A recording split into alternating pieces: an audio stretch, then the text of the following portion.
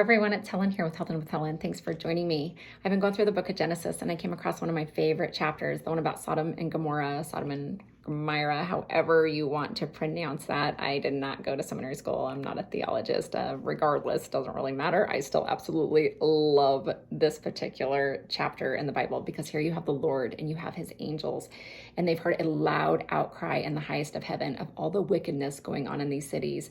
And the Lord says, we came to check it out for ourselves to see if it's just as wicked as we've heard. And if it is, we're going to destroy it. So here you have Abraham. He's a noble man, a man of God.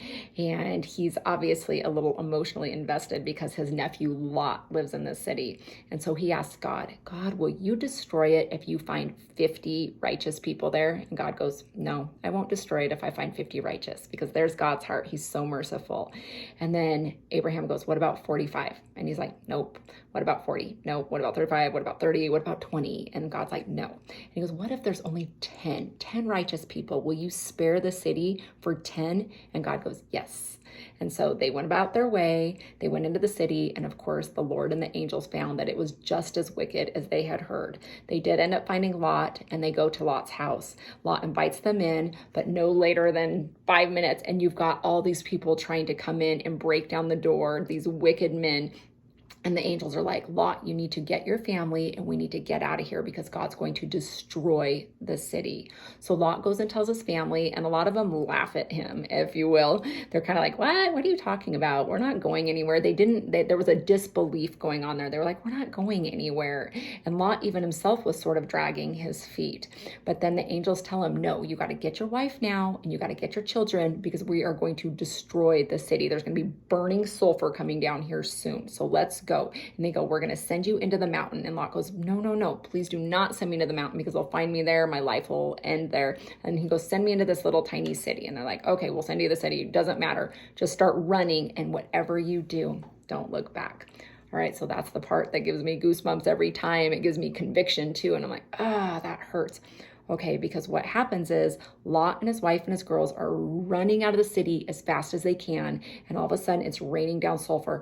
We've got to put ourselves in their shoes for just a second here because regardless of the city being full of evil, idolatry, immorality, this is still where they lived for a very long time. This is where their family is. This is where their so-called friends are. This is everything that they've become accustomed to is now going to be destroyed. But here we have God offering them a brand new life, a whole new life. He's pouring his mercy out. He's pouring his grace out, and he's saying, hey, I've got a better life for you here, but you cannot look back in that direction because everything that I'm about to burn up no longer exists for you. Well, what happens? The wife, she's running and she glances back. And the minute that she looks back, she turns into a pillar of salt, a pillar of dust. Poof, gone, completely gone. Okay, so that's the part right there that gets me every time because I think about how many things that God has hand delivered me from. And it is numerous things, whether it be health related things, relationships, old habits. He has brought me out of them with his big, mighty, merciful hand and hand delivered me into newness. And I think of the times that I have actively glanced back or looked back or even acted upon different things that he has hand delivered me out of.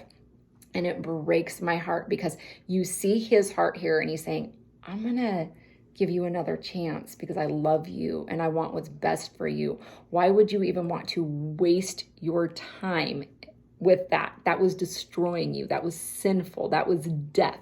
Why would you even want to look at that?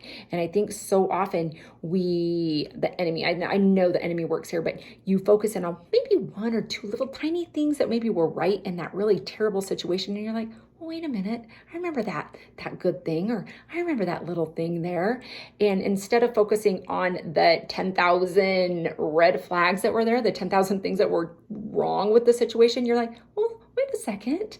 And I mean, you see this over and over. I believe it's got to be our humanness because you see it all through the Bible. I see it around me every day. I see it in my own life every day. But here God is just like, don't look back because it will destroy you. It will lead to death. And so that's what I believe in the story right there. He's saying, you look back, that leads to death. That is a disconnect from me. That will destroy you. And I think that is a stark warning for us right there, this particular chapter in the Bible. And it may seem like, wait a second, that's harsh, but no, because he knows that the only way that we can ever fully move forward and have everlasting life with him and have a good, abundant life while we're here is if we're not focused on the past. We're not looking at the bad things, especially the things that he has hand delivered us from firsthand. So anyways, that's why I love, love, love this story. For me, it's always like super convicting, all encompassing, touches on everything.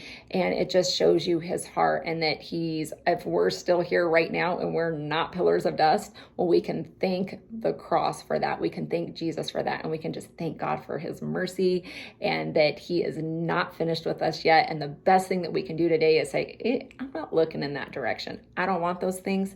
I'm coming with you, God. I'm going this way. So anyways, I hope you enjoyed that. And I hope that you have a very, very, very blessed day. Bye.